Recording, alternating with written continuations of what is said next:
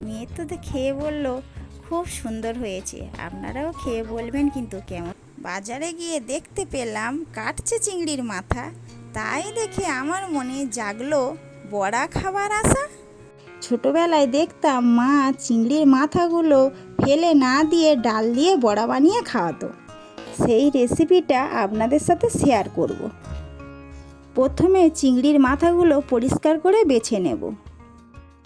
ভিজিয়ে রাখা মসুর ডাল, চিংড়ির মাথা, কয়েক কোষা রসুন আমি পরপর বেটে নেব। মসুর ডালটা আমি দিয়েছি, আপনারা যে যা খুশি ডাল নিতে পারে, এখানে খেসারির ডালও নিতে পারবেন।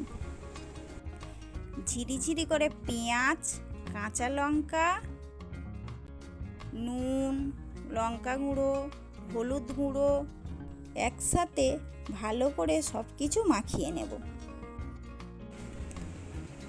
কড়াইতে তেল দিয়ে দেব।